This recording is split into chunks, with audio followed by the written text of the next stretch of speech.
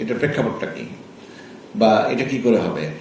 তো এই সম্পর্কে আমরা আরো আলোচনা করবো। আমি ছোট্ট করে একটা উদাহরণ কথাটা বলি। যখন এই অধ্যাদেশটা উপদেষ্টা পরিষদের বৈঠকে আলোচনা হচ্ছিল, তখন আমাদের ওয়াহিদুদ্দিন মাহমুদ স্যার খুব একটা সুন্দর কথা বলেছিলেন যে আমরা কোনো একটা রাজনৈতিক দলের 25টা 30টা 20টা ম্যানিফেস্টো প্রস্তাবনা থাকে, আমরা কি সবগুলো নিয়ে সাথে সমভাবে সমর্থন করি?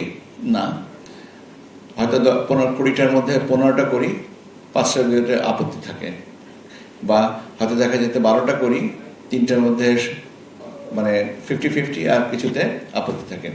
কিন্তু আমরা টোটাল প্যাকেজটাকে দেখি, যে প্যাকেজটা দেখে তারপর একটাকে তুলনামূলকভাবে আমরা আমাদের সিদ্ধান্তটা দেই।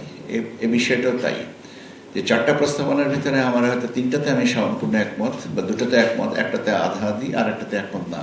তো কাজে কিন্তু পুরো প্যাকেজটা দেখে তারপরে এবার সিদ্ধান্ত নিতে হবে, হয়তো হ্যাঁ অথবা না।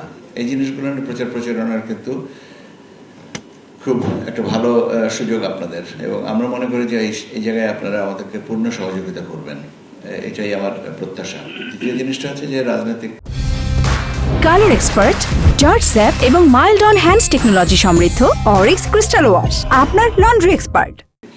আপনার যে জাতীয় সংসদের নির্বাচন, হ্যাঁ, নির্বাচনে জোয়ার আমরা আছি, এবং আপনার রাজনৈতিক দলগুলো নিয়ে মূলত তাদের মূল দায়িত্বটা পালন করবেন, কিন্তু আমাদের দায়িত্বটা হবে যে তাদের অবস্থানগুলোকে স্পষ্ট করে সামনে তুলে ধরা।